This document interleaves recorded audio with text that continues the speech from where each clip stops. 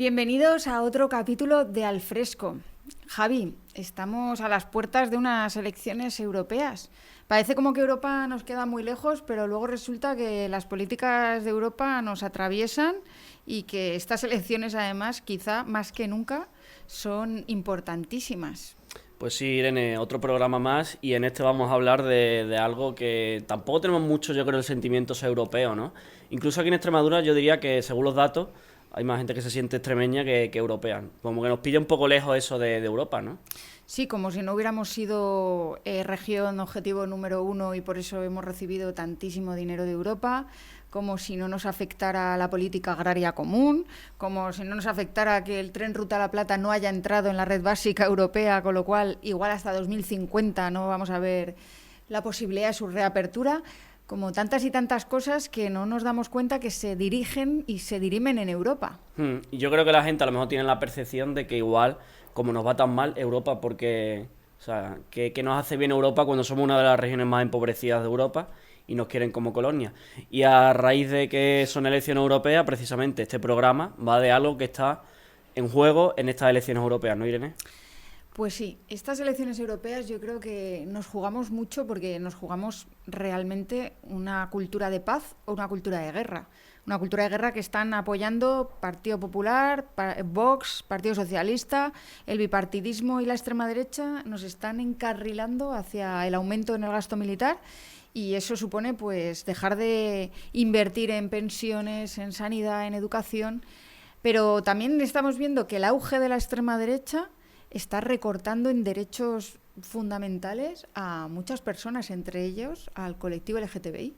Y aprovechando que este es el mes del orgullo, un mes de visibilización del colectivo y de reivindicación, un mes en el que en Extremadura tenemos un montón de festividades. Hemos tenido recientemente los Palomos en Badajoz, vamos a tener el Boyovera y otros pueblecitos van a hacer sus propias fiestas del orgullo. Pues creo que era pertinente que habláramos de esto, ¿no? También recordar que el orgullo debe ser todo el año, o sea, que no es como pasa con el 1 de mayo, el 8 de marzo, pues que esto debería ser todo el año, ¿no? Que se ponga el acento en este tipo de cosas. Pues sí, la verdad que luego, al igual que greenwashing, hay mucho pinkwashing también que tiene que ver con el feminismo y también lo estamos viendo, ¿no? Como que llega junio y las grandes marcas de repente ponen un arco iris de perfil en Twitter o empiezan a hacer camisetas producidas en Bangladesh con mano semiesclava, pero eso sí, con un bonito lema LGTBI. Eso lo hace Israel mucho también, utiliza el movimiento LGTBI para legitimar sus políticas y para alabar un poco su imagen. Sí, es verdad que hablan Que son mucho de extrema derecha y conservadores, pero no tontos. Igual a Occidente enfocan en esa parte y dicen, oye, mira, que nosotros aquí respetamos los derechos LGTBI, que no somos tan malos. Exacto. Bueno, nada esconde que lo que están perpetrando es un genocidio, una masacre, y que llevan a sus espaldas más de 35.000 asesinatos, más de 15.000 niños y niñas inocentes. Hoy mismo hemos conocido cómo han bombardeado una escuela de la ONU y también hoy mismo hemos conocido cómo por fin España se adhiere a la querella de Sudáfrica.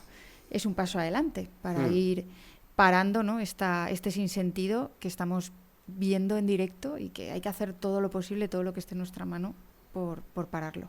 Y volviendo al programa de lo que vamos a hablar, que es el orgullo, si quieres te doy algunos datos para que antes de que entrevistes a estas invitadas que traemos hoy, que son magníficas para hablar de esto, si quieres vamos a contextualizar un poco de cómo está Extremadura, ¿no? Venga, sí, cuéntanos, ¿cómo estamos en Extremadura? Pues en Extremadura los delitos de odio, Irene, hay que decir que han aumentado en el último año un 23,5% y que la mayoría vienen relacionados a la xenofobia, no vienen por el lado de los delitos LGTBI.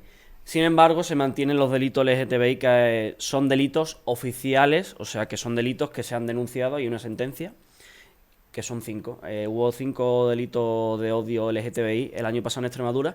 En la última década siempre ha habido entre 2 y 5, nunca ha pasado más de 5, pero siempre ha habido. Menos en 2015, que no hubo ninguna sentencia de delito de odio en Extremadura. Me llega la reflexión de que igual estábamos en una época de auge del movimiento popular, que luchaba por el progreso, por todo tipo de libertades, tanto sindicales, sociales, de derechos civiles, y yo creo que a lo mejor un reflejo de eso se tuvo que ver en Extremadura, que en 2015 no hubo ninguna sentencia. No quiere decir que no hubo delitos LGTBI que no se hayan denunciado, ¿no? LGTBIQ+, sino que a lo mejor pues estamos en una época de más progreso que ahora, ¿no? Y algunos datos más, pues que Extremadura es la cuarta región con menos delitos y porcentaje de delitos por cada 100.000 habitantes de España, por lo tanto es una noticia que a priori es buena en comparación del resto del estado y que puede desmontar eso de lo rural y lo conservador, ¿no? Y de que mientras más rural es más difícil para las personas LGTBI poder desarrollarse, ¿no? O que es más violento el espacio rural con el colectivo LGTBI, pues bueno, eso se desmonta un poco con este tipo de datos. Y la nota negativa, pues recordar quizás algunos sucesos que hemos tenido en los últimos años. Los dos llamativos o dos que saltaron a los medios. En 2020, no sé si recuerdas, en Don Benito, agresión homófoba de militantes de Vox en Don Benito a una persona, que llegaron incluso a agredirle físicamente. Sí, me acuerdo. Y salieron absueltos. O sea que la justicia encima le dio la razón a los agresores. Y el caso de Ángel Andreu, el compañero que hace unos meses pues recibió esa agresión homófoba en Cáceres por llevar una tote bag del orgullo, con los colores del orgullo LGTBI. Tú me querías preguntar una cosa sobre la extrema derecha, pregúntamela, ¿no? Ah, es verdad, pues ya se me olvidaba. Otra vez se me olvidaba. Sí, yo quería preguntarte, resulta que es curioso que dentro de la propia extrema derecha hay personas que se significan con el colectivo, que son personas pues del colectivo LGTBI, ¿no? Tenemos, por ejemplo, el caso de Infoblogger, este chaval de Don Benito, que es abiertamente gay, y resulta que es un vocero de la extrema derecha, y es curioso, ¿no?, que vaya contra sus propios intereses, porque gobiernos de extrema derecha en Hungría directamente le prohibirían pasear por ciertas calles, o en Polonia, ¿no?, que se ha planteado lugares libres de LGTBI, o bueno, pues cuestiones como lo de la Meloni en Italia, ¿no?, que va a quitarle la afiliación a las familias gays o homosexuales. ¿Cómo te lo comes esto? Pues a mí me da la sensación, Irene, de que lo que en realidad hay detrás de esto, de personas gays que están dentro del movimiento de la extrema derecha o del colectivo LGTBI. Bueno, o de la derecha, porque no olvidemos que el Partido Popular votó en contra tiene a Maroto también, que es una del persona matrimonio homosexual. LGTBI, y votó años antes de que no se pudiera casar una persona como Maroto. Sí. Y ahora está en el Partido Popular, y hay varios, ¿no? Y la sensación es que quieren, o sea, les da igual que haya esas personas, pero no las quieren organizadas, no las quieren en colectivos, no quieren que se visibilicen, sino que estén en un armario, atomizadas, individualizadas, ¿no? Sí. Esa es la diferencia entre lo que es el colectivo LGTBI y lo que es la gente del colectivo LGTBI en la derecha. Y quizás lo que más prima por encima de que son del colectivo LGTBI es su cuestión de clase, de que son personas que forman parte de la derecha, del estrato político de la derecha, porque tienen un poder adquisitivo de clase que al final pues es lo que prevalece, ¿no? Sí, el clasismo. Quizás esa puede ser el razonamiento. Pues sí, te lo compro. Bueno, pues vamos a pasar con la entrevista, que como tú bien has dicho, son dos invitadas estupendas que nos van a hablar de muchas cosas más. Yo creo que nos van a hablar de más temas más allá del colectivo LGTBI y sus luchas, porque son personas jóvenes, reivindicativas y bueno, profundamente comprometidas con Extremadura. Pues vamos allá. Venga.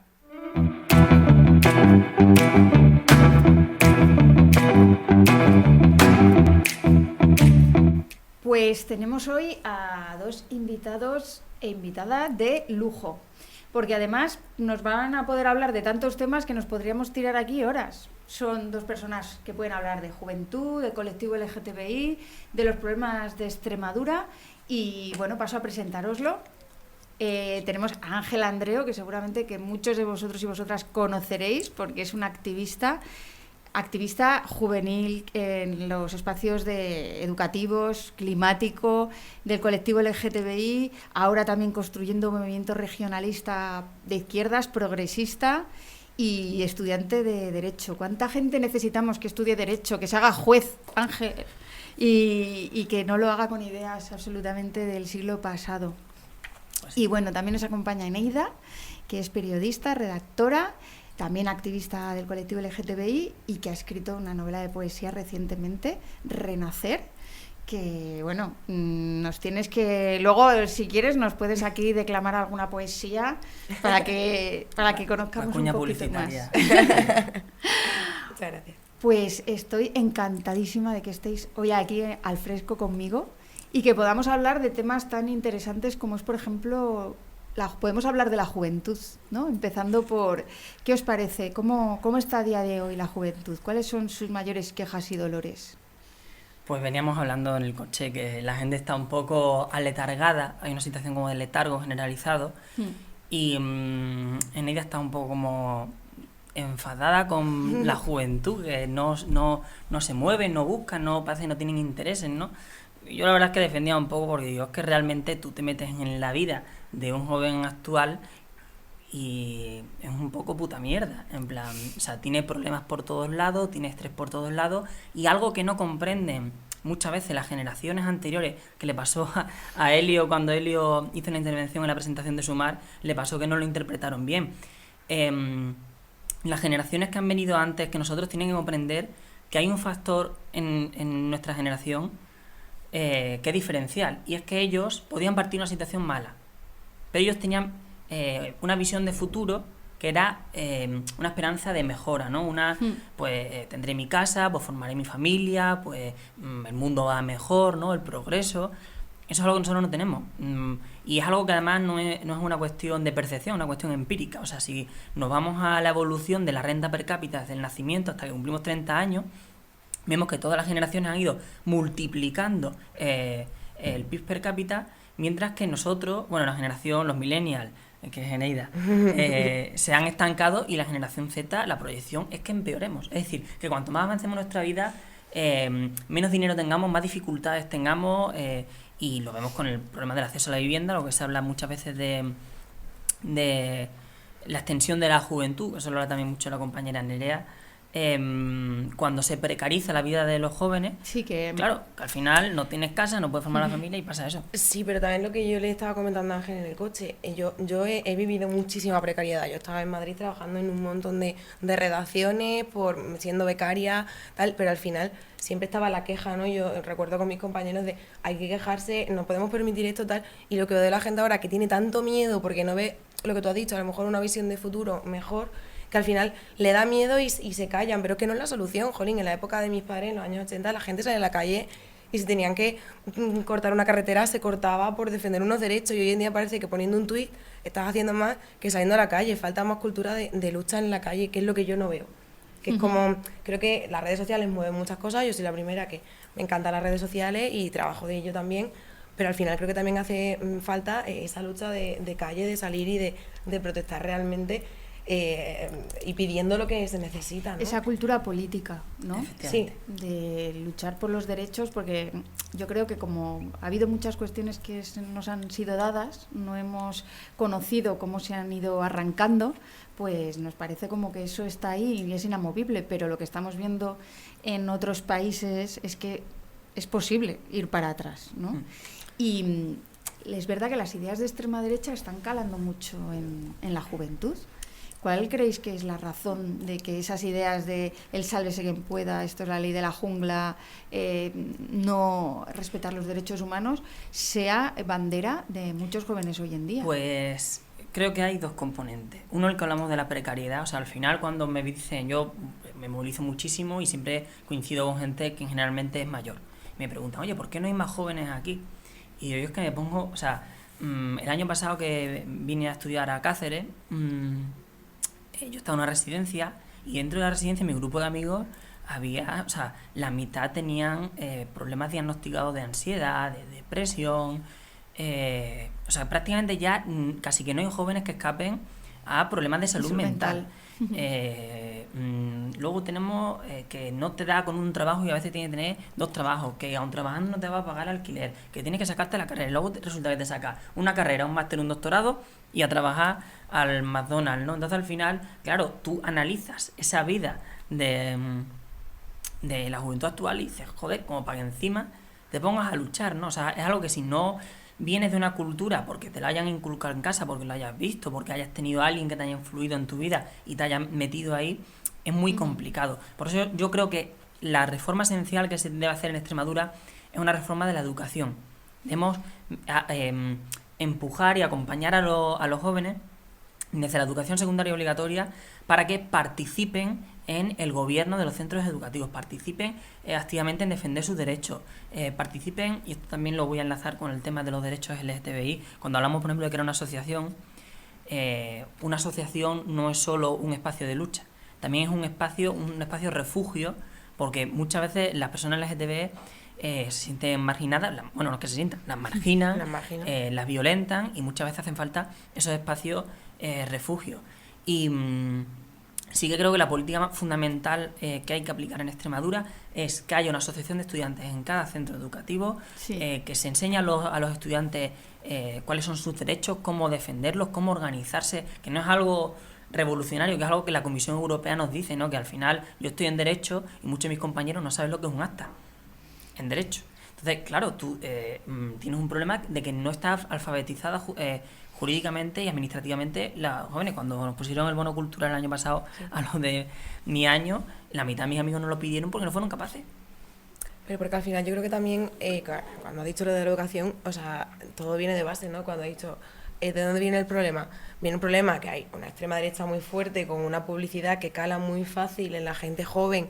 Si en tu casa tampoco tiene un referente de derechos sociales, de derechos humanos, que también te cale, al final es muy fácil. Además, está de moda, que esto lo hablaba también hace poquito con amigos, está muy de moda el ser de derecha.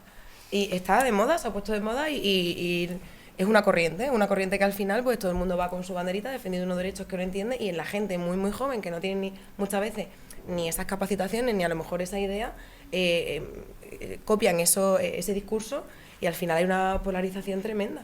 Y hay vejaciones en la calle, ha vuelto el odio, ha vuelto el miedo otra vez, cuando decimos lo de los espacios seguros.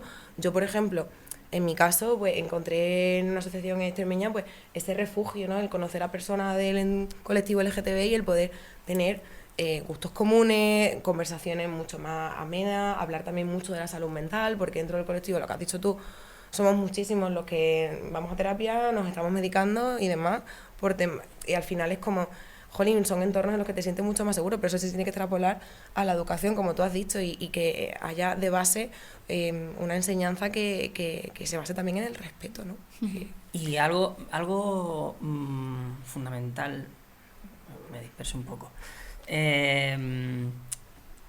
Realmente, o sea, cualquiera puede comprobar los datos, ¿vale? Hay encuestas que hace la CEAPA, que es la Confederación de Madres y Padres, o el Consejo Escolar o el Consejo de la Juventud, sobre anualmente, si fuera gay, ¿saldrías del armario en tu clase? Y eso es verdad que en los últimos 10 años se ha reducido la cifra. También pueden consultar los datos del Ministerio del Interior sobre delitos de odio, que bueno, yo sufrí en noviembre también. Sí, te iba precisamente luego preguntar eso por ello. Lo voy a enlazar luego con otra cosa, pero que es algo que cualquier persona del colectivo ha sufrido a lo largo de su vida, no una vez, muchas, y que es algo que es una realidad constatada, por mucho que muchos la nieguen. Y de hecho yo, cuando fui a presentar la denuncia, lo hice esencialmente para que luego, cuando venga los señores de Vox en la asamblea a decir que eso no existe, ¿no?, haya documentos, haya datos que le pueda decir, no, perdona, eso sí existe. ¿Realmente la juventud es más homófoba y es más reaccionaria que hace 10 años? Realmente no tanto.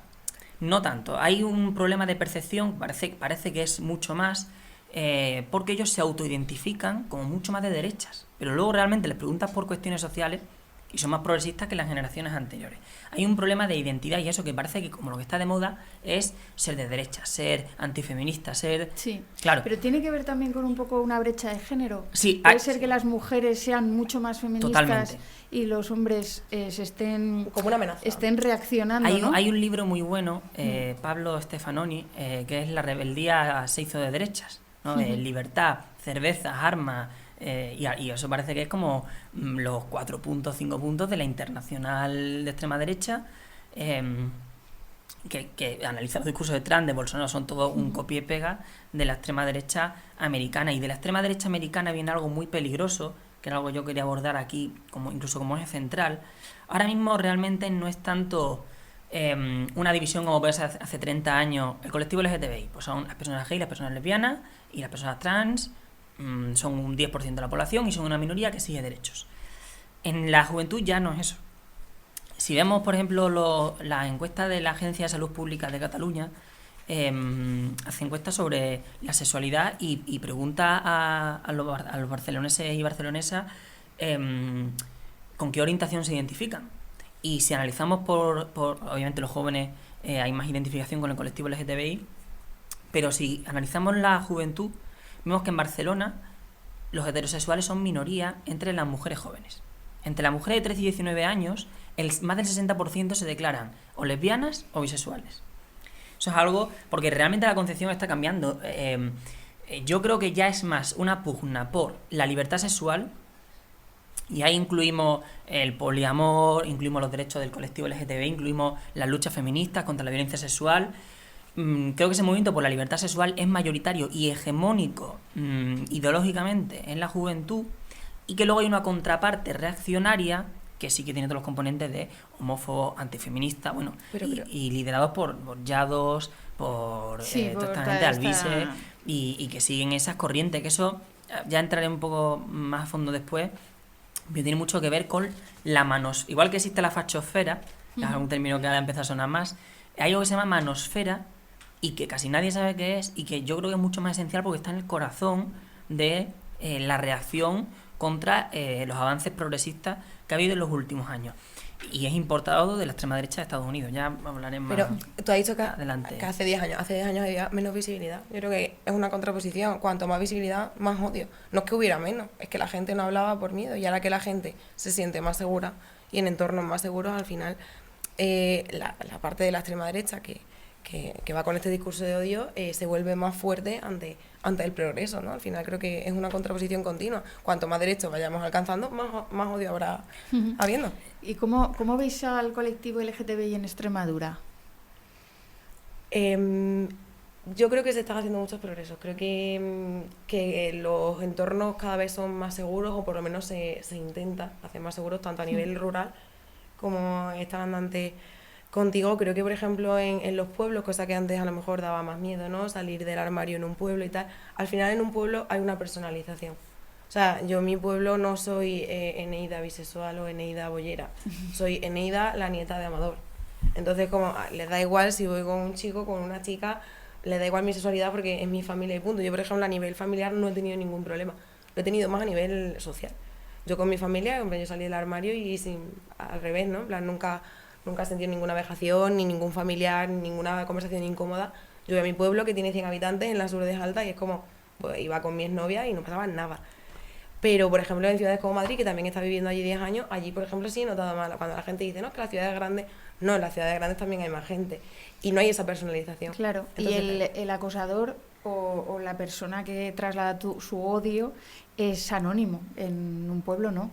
Entonces les cuesta más quizá dar la cara. Claro, yo creo que en el pueblo es más de puertas para adentro, ¿no? Como yo digo siempre, yo a lo mejor en mi pueblo, pero con cualquier cosa, ¿no? Con mi abuela, pues a lo mejor venía un forastero, ¿no? Como siempre decían ellos, pues ha venido los hijos de la PAC y tal, no sé qué, y lo comentábamos dentro, ¿no? De puertas para adentro. Entonces, a lo mejor lo pueden comentar igual, pero no te lo van a decir nunca a la cara porque eres la hija de tal, te ven como una persona de un entorno familiar dentro de un pueblo. Es que hay mucha estigmatización, como que en los entornos rurales es una asfixia para las personas del colectivo LGTBI porque no pueden desarrollarse plenamente y quizá no pueden desarrollarse tampoco en la ciudad. Hay mucha gente, hoy leía precisamente a una persona que ha presentado Los Palomos este año, perdonadme, pero no me acuerdo, Sanguino o algo así, ¿no? Y él decía como que las personas del colectivo LGTBI crecen escondiendo una parte de su personalidad, ¿no? O construyendo una personalidad que no les corresponde. Y cuando salen del armario tienen que recuperar esa parte que han tenido escondida y es un proceso también sanador. En cierta manera, pues acudir, por ejemplo, a Los Palomos en Badajoz, cuando has crecido en Extremadura y has estado callado y de repente ver que Extremadura está festejando, celebrando la diversidad y que todo el mundo lo hace a plena luz del día y que eso está muy bien visto y además lo llevamos como bandera, ¿no? Los Palomos. Entonces eso al final como que sana un poco esa herida de haber crecido escondiéndote en cierta manera. Y al final yo creo que también yo lo veo yo llevo un añito viviendo otra vez aquí y es una pasada. Yo el año pasado, por ejemplo, que viví el Bollovera, Sí, el que orgullo es dentro de poco, además. Dentro de nada, que este año ya lo han convertido en una semana entera del orgullo en los AR, y luego también hay otro festival queer, en Valverde también se están haciendo muchas cosas. Cuando ves a pequeños pueblecitos de entornos rurales, que al final la gente joven es la que está promoviendo esto, y es como salimos a la calle. Yo el año pasado en los AR, que mis padres acaban de coger una casita allí, y llegué yo no conocía a nadie de allí, y de repente llegamos y las mujeres mayores del pueblo asomamos a las ventanas aplaudiendo, la gente con las banderas, no sé, que al final es como, no sé, siento como que es muchas veces un entorno más seguro que una ciudad grande. En una ciudad grande yo siempre hablo de Madrid, yo Madrid lo adoro y me traigo muchas cosas buenas de allí, pero hay un individualismo que no te ayuda muchas veces tampoco, por mucho que hablemos de las ciudades grandes, como obviamente tienen muchísimo más acceso a participar en más cosas que a lo mejor en un pueblo pequeño, pero yo por ejemplo me siento más cómoda en algunos espacios en Cáceres que en Madrid, claro, muchísimo más. Ambos, sí, dime.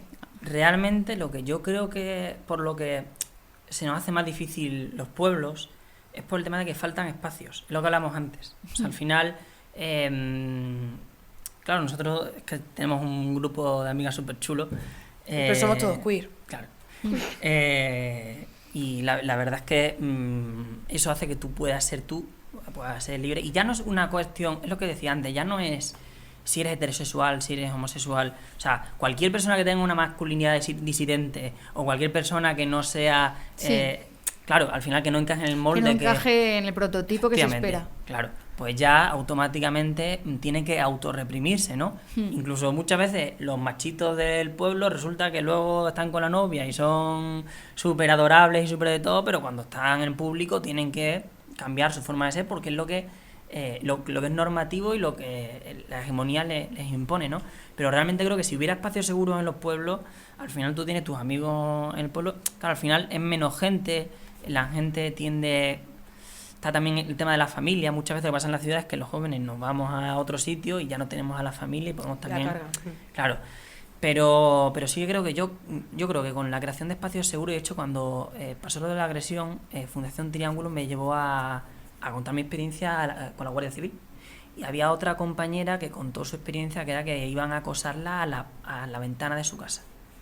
Durante un año o así estuvieron yendo a su casa, insultándola, amenazándola. ¿Aquí en Extremadura? Sí, y al final la reacción que pasó, ella consiguió ponerse en contacto con una asociación y lo que pasó fue que todo el pueblo salió a defenderla. Se puso en la puerta y ya los otros dejaron de pasar por la puerta, la gente colgando las banderas, ¿no? Todo al final, fuerte. claro, cuando Vox dice, bueno, pues este banco lo quitamos o esta bandera la quitamos.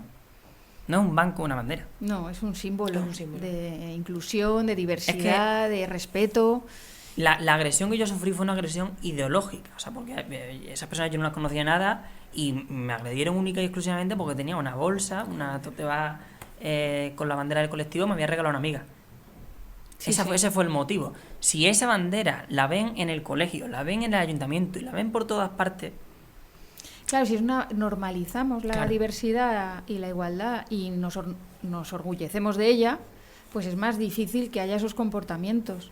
Pero el caso es que como estamos dando pasos para atrás y se arrancan banderas y se le quitan bancos y se pintan de nuevo pasos de cebra, al final se destruye todo lo que viene a ser la visibilidad del colectivo, pues hay algunos que se sienten impunes para seguir acosando.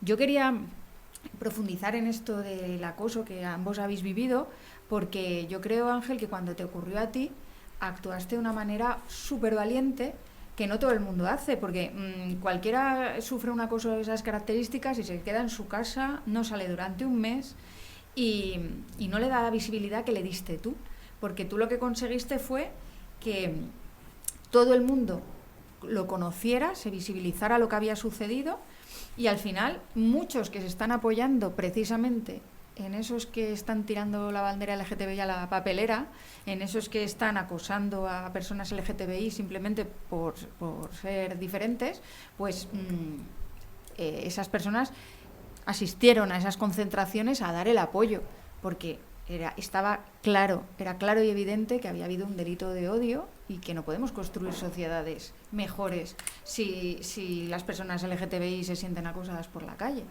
O sea, yo creo que en eso fuiste Ahí súper fue valiente clave. y creo que asociaciones como las que tenemos en Extremadura, como Triángulo, como Extremadura Entiende, como la Comisión 19 de marzo, son claves, ¿no? Para poder apoyar al colectivo, para poder movilizarlo en un momento dado, para visibilizar las violencias que sufren Y y hacerlo para hacer rápido. pedagogía dentro de la sociedad. Ahí lo que fue clave fue el compañero Juanan, que nada más pasar... Juanan, un besito desde aquí. Creo el Que grupo le de queremos WhatsApp, mucho. empezamos a verlo todo, yo abrí el Sí. Instagram y dije, pero ¿y esto? Y se montó Es una que buena. en un día y medio estábamos 200, 80 ya, no, 200 pero y pico eso era- personas, en plan, hay que salir ya. Claro. Fue alucinante y eso realmente demuestra, y fue lo que cuando me dijeron, coge el micro, fue lo que dije, que la fuerza del colectivo reside ahí. Ujú. O sea, al final, cuando te acosan por la calle es cuando vas solo o sola, cuando está oscuro, cuando... En mi caso fue a las 6 de la tarde. Pero normalmente casi toda la violencia contra las mujeres, la violencia contra las personas LGTBI callejera, es cuando están solos, o incluso la violencia de género es en casa, cuando no hay nadie. Ujú. No vas a una comida familiar y le pegas a tu mujer. ¿Por qué? Pues entonces va a venir la familia y decir, "Ch", ¿sabes? Entonces al final, claro, somos seres sociales. Hay animales que cuando nacen, escucha, se desentienden, pues caminan solos ya, y los humanos no, los humanos cuando nacemos estamos un par de añitos que necesitamos cuidado, necesitamos que, Algunos que nos te tiran den... un par de décadas. ¿eh? También, Ojo. también. Hombre. Pero sí que somos animales sociales que necesitamos cuidados y ahí lo colectivo es esencial. Por eso tratan de decir, yo cuando escucho a un joven, no, es que no existen los colectivos, existe el individuo. Y digo, perdona chicos, digo, tú como individuo, a ti te sueltan en mitad del campo y tú que te mueres, porque no sabes sobrevivir solo. Claro. Entonces, el colectivo existe, claro que existe. De hecho, hay una... Pero déjame que haga un apunte sobre eso, porque a mí me hace mucha gracia cuando, por ejemplo, Vox defiende en la Asamblea que nosotros queremos colectivizar a las personas LGTBI. Digo, claro, cuando es para darles derechos, para reconocerlos, para visibilizarlos, no hay que colectivizarlos. Solo los colectivizamos cuando son migrantes, menores migrantes. Entonces, para eso ellos Claro. sí los colectivizan, porque todos los menas Ahí tienen son unas etiquetas, ¿no? unos Vas a encontrar las criminales. etiquetas, pero ahí ponen etiquetas Claro, siempre. ellos ponen etiqueta cuando es para criminalizar, para arrancar derechos, para eso sí. Pero cuando es para todo lo contrario, para visibilizar, para reconocer, para avanzar en derechos, para eso no hay que colectivizar. Para eso que cada uno se apañe, ¿no? Sí, pues... Es que es curioso. Es lo que tenemos que hacer mucha pedagogía. Allí cuando estamos en la manifestación estamos 200 personas, ahí nos vienen a acosarnos. No, claro. Claro, que vengan, ¿no? Bueno, Entonces- estuvo hasta María Sí, Guardiola, María Guardiola, la presidenta, Sí. que recordemos todos cuando dijo aquella frase de yo nunca gobernaré, Ay, le faltó decir, mira, vamos, la o sea, violencia lo de juro, género. lo perjuro y con aquellos que Una mujer de palabra. lanzan la bandera LGTBI a la papelera Y van en contra de los derechos de las mujeres. y criminalizan a A los los inmigrantes. inmigrantes. Y no duró ni 3 días firmando un acuerdo de gobierno con la extrema derecha donde había perlas como se garantizará la neutralidad ideológica en las aulas. Que eso básicamente es que todo lo que es avanzar en derechos humanos, en libertades, en reconocimiento y diversas identidades, eso es ideología. Lo que no es ideología es lo suyo. La religión no es ideología. Lo suyo no es ideología. Claro, la religión en Claro. las aulas, eso no es ideología. O hablar de educación sexual y reproductiva para que haya menos embarazos de niñas adolescentes, para que haya menos abusos y menos violaciones y para que haya un respeto y el consentimiento en el centro de las relaciones, eso es ideología. Es que eso es muy fuerte. Además es que, perdona, es que estaba además pensando porque hace muy poco estaba en casa de mis padres y he cogido el cuadernillo que yo tuve de educación sexual. Madre mía. Es que hace muchísimo, o sea, me da vergüenza ajena leerlo, porque tenía 12 años y digo, claro, era la educación que me estaban dando, menos mal que en casa tenía otra. Lo agradezco mucho. Pero en el colegio era como, hace muchísima falta la educación sexual y la educación sexual en las mujeres. O sea, básicamente, el consejo que nos daban a nosotros cuando en 2007, cuando me dieron, o 2006, cuando me dieron ese curso en el colegio, era abstinencia. Y punto. O sea, es que era como, era muy fuerte y no te hablan de las ETS, las ITS, de modelos de precaución, de relaciones entre personas del colectivo. Yo, por ejemplo, hasta hace muy poquito no tenía ni idea de las ETS que te podía transmitir de una mujer a otra mujer por tener sexo, como el sexo para muchas personas solamente es Claro, si hay penetración. así hay ¿no? penetración, entonces es como, madre mía, hace muchísima falta la educación en las aulas sexual. Claro. Por Dios, es algo, Pues eso es ideología, malo, malo. Todo lo que sea ideología, malo. es muy fuerte. Yo quiero recoger el guante de algo que se ha hablado hace un ratito, que lo ha dicho Neida, y yo estoy diametralmente en contra. Hay dos corrientes sociológicas que explican qué está pasando en la sociedad, porque hay como un punto de ruptura en el tejido social, muchísima polarización, un aumento de la violencia, y hay quien defiende que eso es una reacción natural al avance en derechos. Yo defiendo que en absoluto. Yo creo que es algo completamente artificial que está promovido. El apoyo a la ley trans era de casi el 80% en la sociedad española cuando se aprobó. Era encuesta de 40 DB del País y la cadena SER. ¿Qué ha pasado desde entonces? Ha pasado que Ana Rosa, que Susana Griso, Sí. que todos los medios de comunicación han estado llevando... El brazo mediático de la caverna, pues... Ha estado, simplemente, ya ni voy a entrar en el tema de los militares que cometen fraude de ley. El Mundo, el diario El Mundo, el diario del ABC, han llegado a inventarse noticias falsas con personas falsas que se han inventado, que no existen, para decir que las mujeres trans las cambiaban de cárcel y allí aprovechaban ese cambio de cárcel, que no ocurre, para o escaquearse de condenas por violencia de género, Sí, sí. o violar a compañeras, y eso es algo que se ha promovido desde los sectores mediáticos de este país y que en redes sociales también ocurre, ¿no? Hemos visto muchas veces, hay estudios académicos sobre fotografías manipuladas, ¿no? Que llegan a tener cientos de millones de visualizaciones y además son siempre las mismas y vuelven a aparecer cada cierto tiempo en redes sociales, pues esta persona, y te ponen ahí una persona modificada con Photoshop para que sea lo más chocante, la verdad que ¿no? el crecimiento de la transfobia ha sido... Y es artificial, Ha o sea, sido es algo... espectacular estos últimos años y por parte también de gente que yo consideraba, bueno, pues personas con sensibilidad y personas que eran defensoras de los derechos humanos, ¿no? Y creo que es una cuestión que quizá tratemos en un alfresco específicamente porque es un tema a debatir profundamente, ¿no? ¿Cómo puede Es un 2%, o sea, a veces nos parece que es menos, pero un 2% de la población... haber esos discursos, ¿no? El otro Pero día que yo... cala mucho. Al final, Sí. un segundo, Sí, es sí, que, sí. por ejemplo, nosotros que Me pongo a hablar y estamos no me con, callo. con muchos chicos y muchas chicas trans menores, o sea, cuando estas personas nos han contado las historias, yo soy muy amiga además de dos chicos de un pueblo, que al final, pues, en un pueblo pequeñito, ser un chico trans es complejo, porque la familia también, pues, no puede No a lo veces que entiende lo apoyen o no lo entienden y pues acuden siempre pues a entidades como puede ser Triángulo, Extremadura Entiende y tal.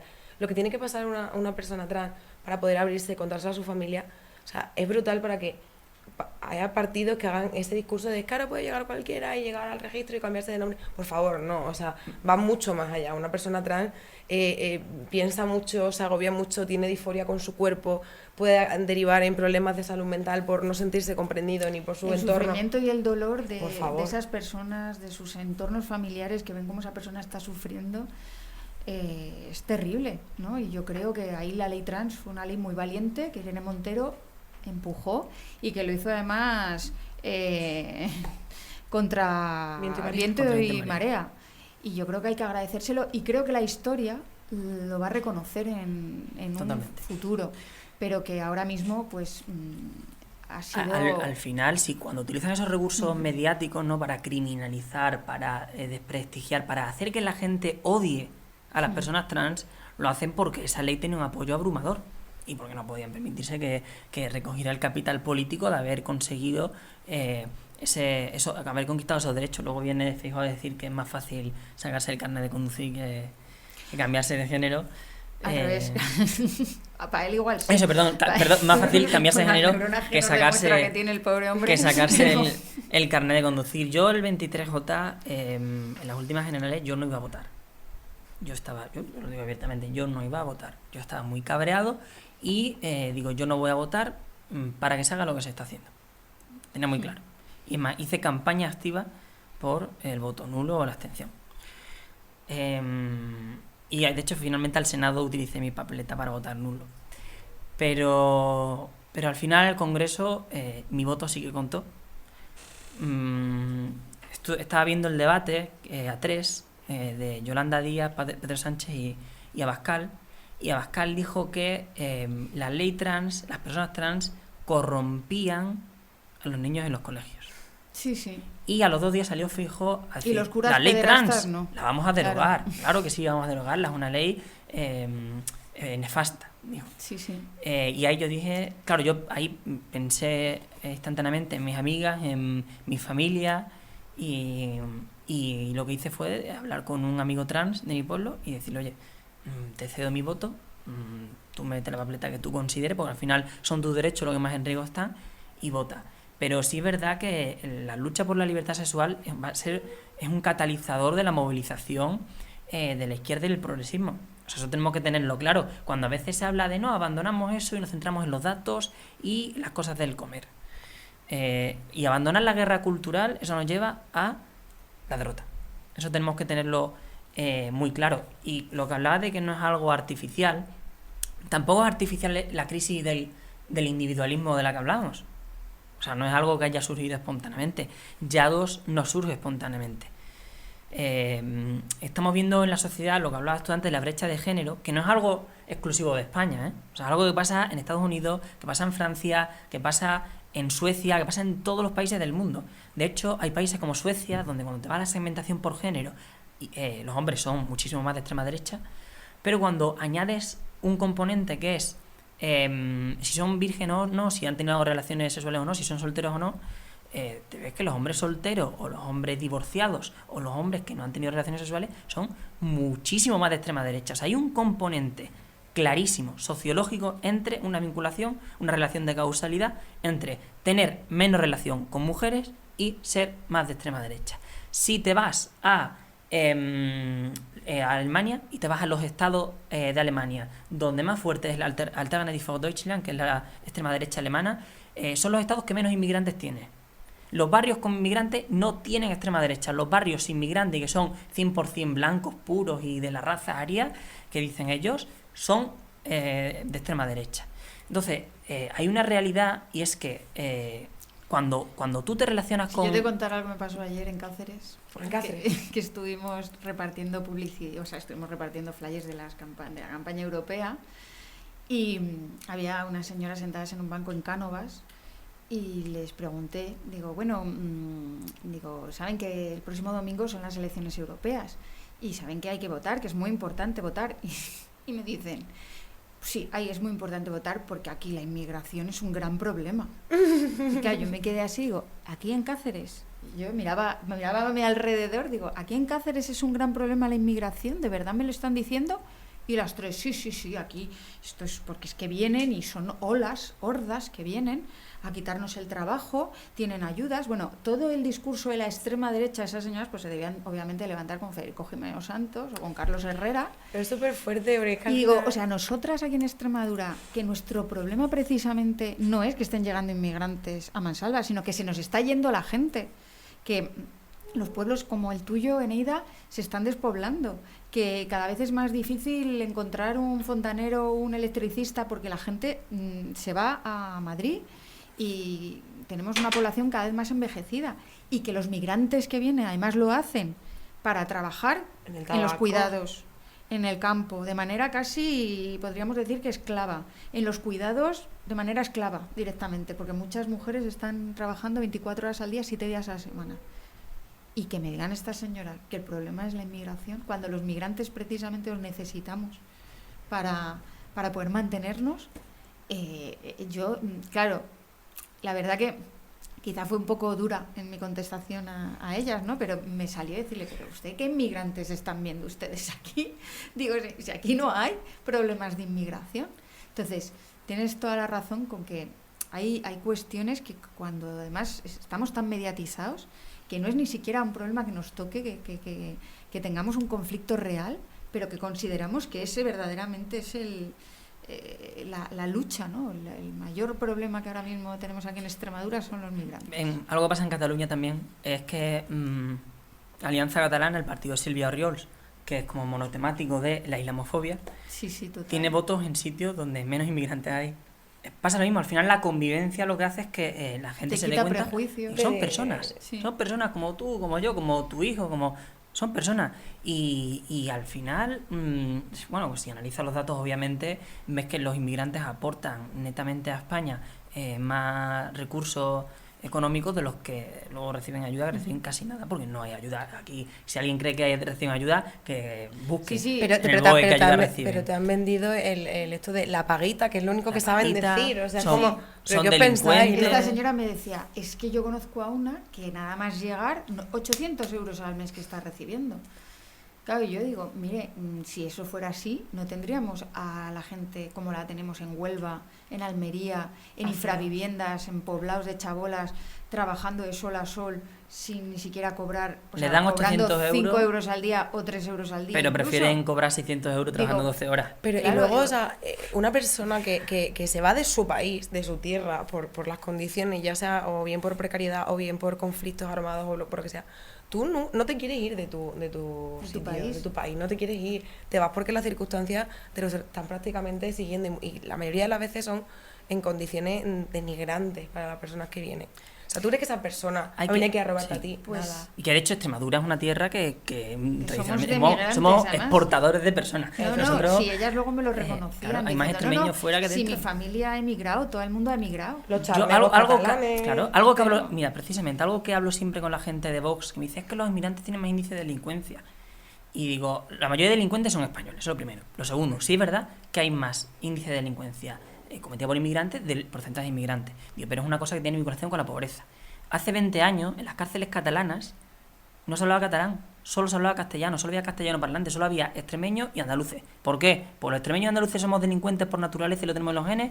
No, porque íbamos Porque para allá, éramos pobres. íbamos a barrios pobres y a barrios obreros donde no había tal, pues al final, digo, al final lo que atraviesa y lo que provoca esas situaciones es la pobreza. Y eso hay que enseñárselo. Y cuando yo les digo eso de que en las cárceles catalanas todos eran españoles, catalanes, eran extremeños y andaluces, habían emigrado allí, y dicen, hostia, pues es Tienen verdad. una palabra para Que a nosotros. veces Claro, el los racismo charlegos. también está atravesado por un profundo clasismo. Pero es que este país También. le tenemos Porque- la gente de derecha tiene miedo a la pobreza. Es aporofobia total, es como miedo y animadversión a la pobreza, es como en plan, por favor. O sea, Y odio sí. directamente. Pues estamos a las puertas de unas elecciones europeas y lo que estamos viendo también es que el colectivo LGTBI está perdiendo derechos en muchos países de Europa. En Italia recientemente se les ha eliminado la afiliación a Las los mujeres. hijos y a las hijas de mujeres lesbianas. Eso lo ha hecho la señora Meloni, que ahora algunos Es la quieren- moderada que va a tener el quieren Partido Popular disfrazar Europeo. de centro derecha, ¿no? Mm. Porque quieren pactar con ella en Europa. Bueno, hemos visto también en Polonia cómo se ha planteado que podría haber lugares libres de LGTBI personas Sí. LGTBI. Y bueno, en Hungría todo esto obviamente viene de la mano de partidos de extrema derecha. Y a mí, claro, me preocupa mucho estas elecciones porque va a crecer. Lo que nos dicen todas las encuestas es que la derecha y la extrema derecha van a arrasar, ¿no? ¿Y qué mensaje tenemos que lanzar a las personas que nos están viendo que mañana o pasado, porque esto creo que saldrá el viernes, sábado, que van a ir a votar y que a lo mejor no son plenamente conscientes, como quizá lo han sido las personas que en Argentina han votado a Milei y ahora se están viendo que no hacen ni 3 comidas al día, ¿no? Por la mala gestión No de es un este hombre. problema que arrasen. Pueden arrasar. Alternativa por Alemania puede sacar un 30% si quieren y se van a... Pero realmente el problema no es ese mientras se mantenga un cordón sanitario y mientras no se pacte con ellos. El problema es que Ursula von der Leyen, Feijóo, estén normalizando diciendo, bueno, pues Giorgia Meloni, como es pro-OTAN, pues ya da menos igual que no apoye los derechos humanos o que venga de una tradición neonazi, ¿no? Y hay un peligro de que en Alemania al final el cordón sanitario acabe rompiéndose, que en Francia pase lo mismo, porque en Francia, que siempre se pone de ejemplo de cordón sanitario, lo que ha pasado es que Jean-Luc Mélenchon y la Francia insumisa están planteando un cambio de paradigma y moviendo el marco político, hablando de construir una nueva república, una constituyente, cambiar de base todo el sistema político y económico francés, y cuando realmente han cogido fuerza, se han juntado a las izquierdas, han dicho, uy, ya aquí nos da más miedo a la izquierda que Le Pen. Entonces el cordón sanitario ha pasado de estar contra Le Pen a estar contra la izquierda, y todo el macronismo y la derecha tradicional se han arrastrado, y ahora tú te vas al Partido Popular francés, que son los republicanos, que están a la derecha de Le Pen y son trampistas, hablando del gran reemplazo, de que hay un plan global para traer migrantes y que la raza blanca quede en minoría en Europa y volver a Europa una especie de república musulmana socialista, ¿no? Que esa teoría de conspiración, ojo, nos reímos, pero Alvise Pérez va a entrar de eurodiputado y va a estar defendiendo esas cosas. Terrible. Entonces, claro, es muy importante. Una persona que lo único que ha hecho ha sido mentir. Delinquir, o sea, un delincuente. Sí, bulos. Sin más. Pero y Alvise Pérez es una pieza fundamental en esta estrategia, ya lo digo, deliberada, de influenciar a la sociedad y individualizarnos y crear odio y generar, que no es algo natural, o sea, es algo completamente artificial. Y aquí voy a hablar ya de la manosfera. La manosfera es básicamente... nosotros sabemos que las redes sociales e internet son como cámaras de eco, ¿no? Nosotros estamos viendo lo de los shorts, los reels, los vídeos estos cortos que se van pasando con el dedo, que ya aparecen hasta, ya no son los mayores, los ancianos, sino niños o gatos ya dándole a la pantalla para bajar, porque es tremendamente adictivo y el algoritmo está hecho para eso. Vemos que le das me gusta a un vídeo de cocina o se lo compartes a tu padre o a tu hermano o lo que sea, y ya nada más que te salen vídeos de eso. Eso es una cámara de eco, y los algoritmos están pensados para beneficiar pues todo el tema de las criptomonedas, los Jimbro, ¿no? Que se han generado como tribus sociales, los Jimbro, los criptobros. Y la manosfera básicamente en el mundo digital, el mundo paralelo que se han creado muchos hombres jóvenes y sobre todo hombres jóvenes que tienen poco contacto con mujeres. Y esa manosfera, habrá quien se ría cuando mencione fachosfera, manosfera. La manosfera tiene muertos encima de la mesa. En Estados Unidos ha habido actos terroristas en nombre de la manosfera, en nombre de... hay movimientos supremacistas de hombres, luego están los no lo sé ni decir en inglés. Bueno, estás hablando como de los incels, ¿no? Son los incels, pero ya no solo un grupo social que son los incels. Hay movimientos dentro de la manosfera que quieren que, por ejemplo, segregar las ciudades y todo para que los hombres vivan en un lado y las mujeres en otro. Hay otros movimientos que dicen que pues, la supremacía masculina. No, sí está claro que o incluso esto la se está realidad poniendo, supera la ficción. Que se está poniendo de moda. Hemos visto el cuento La criada, sí, y nos parecía como una locura distópica y a veces dices, no, es que no estamos tan lejos de estas cuestiones. Pero por eso mismo hay que votar. O sea, hay que votar porque si todavía nos quedan un montón de derechos por conseguir, si no votamos en las europeas, vamos a ir para atrás. O sea, el retroceso está aquí.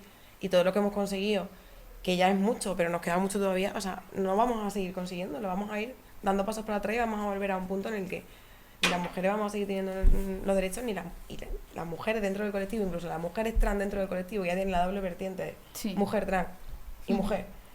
Hay que votar por todo esto para llegar a... Y no solo votar, movilizarse también. Eso, votar cada 4 años. Y construir en tu entorno, ¿no? Yo creo que es un gran mensaje como broche final al fresco, y que vayamos todos a votar por la paz también, porque nos estamos jugando una Europa de guerra, y creo que son las elecciones más importantes a las que nos estamos enfrentando realmente, ¿eh? Y no dejar que nos desplacen el marco. Tú ahora coges a 100 jóvenes y le dices cuáles son los 3 principales problemas de la sociedad: crisis climática, discriminación contra las mujeres y el colectivo LGTB, vivienda, salud mental. Total. Pero ¿de qué hablan los políticos? Hablan de la guerra, hablan pues y al final cuando desplazan el foco es cuando consiguen mover también las políticas públicas y mover el marco de debate claro, global. Y es lo que no hay que dejar. Hay que decir, no, aquí vamos a hablar de vivienda, vamos a hablar de paz, de derechos humanos, de derechos LGTB, de feminismo, de salud mental, y bueno, ese yo creo que debe ser el objetivo. Mover el marco y hablar de lo que nos interesa y lo que le interesa a la gente. Bueno, me dais mucha esperanza de una juventud comprometida, crítica y que pelea. Así que nada, vamos a pasar a la última sección de Al Fresco, que es Extremeños y extremeñas hacen cosas. Como sabéis, nos encanta parafrasear este gran pensador que fue M. Rajoy, y vamos a pasar pues para que nos cuenten cosas interesantes hoy sobre el colectivo LGTBI en Extremadura.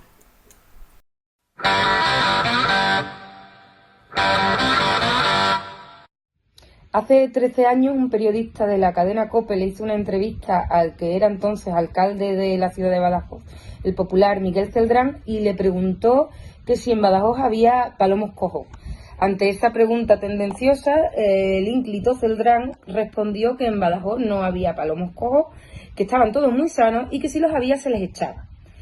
Ante esto, la cadena La Sexta y el programa El Intermedio, con el Gran Wyoming a la cabeza, organizó lo que llamaron Caravana de Palomos, en la que varios autobuses con personas del colectivo LGTBQ+, vinieron a la ciudad de Badajoz, y se organizó una fiesta y un concierto en el que cantó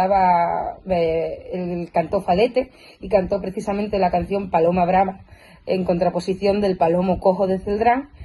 Y desde entonces la Fundación Triángulo tomó el guante y organiza esta fiesta, en la que una vez más las personas del colectivo le hemos dado la vuelta a un insulto y hemos utilizado sus propias palabras para aprovechar y reivindicar nuestros derechos.